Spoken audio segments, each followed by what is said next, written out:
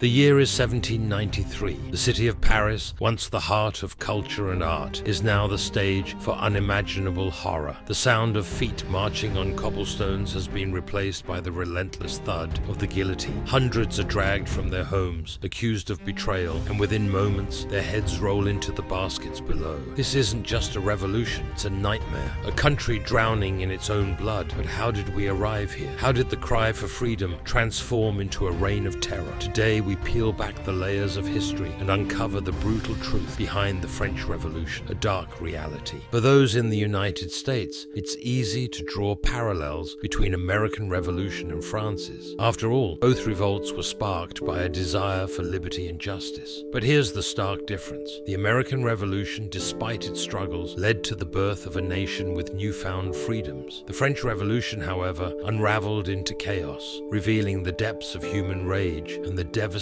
consequences when that rage is unleashed. It wasn't just a quest for change, it was an eruption of violence that shook the world. Let's rewind a few years before the bloodshed, 1789. France was a society on the verge of collapse, but not everyone could see it. While the aristocrats lived in unimaginable luxury, draped in silk, dining on feasts fit for kings, the common people were struggling to survive. Taxes weighed heavy on the poor, who couldn't even afford a loaf of bread, while the monarchy lived as if the world's problems didn't exist. Picture this. On one side, you have peasants breaking their backs for scraps, and on the other, a royal court that spent millions on grand parties and opulent lifestyles. The tension was more than just palpable. It was about to explode. The French Revolution didn't start with bloodshed, though. It began with hope. The people, fed up with oppression and poverty, demanded a voice. They believed in the Enlightenment ideals of equality, fraternity, and liberty. But those ideals, lofty as they were, didn't translate smoothly into reality. The gap between the classes was a ticking time bomb. When King Louis XVI failed to respond to the cries of his people, that bomb exploded. 14th, 1789. The storming of the Bastille. What had started as a symbolic act of defiance, taking down a prison that represented royal tyranny, turned into the opening act of a brutal drama. The Bastille's fall wasn't just the fall of a building, it was the fall of order. From this moment on, nothing would be the same. It was the signal to the people of France. Their power was real, and now they could take anything. But the fire they started quickly spread out of control. And fire, as we know, doesn't distinguish between the guilty and the innocent. The revolution, once full of promise, devolved into something far more sinister. By 1793, the reign of terror had begun. Led by Maximilien Robespierre, the revolutionaries declared that the only way to protect their new republic was through fear. Thousands, yes, thousands of men, women, and even children were sentenced to death, often with little to no evidence. It didn't matter if you were an aristocrat or a commoner. If you were suspected of disloyalty,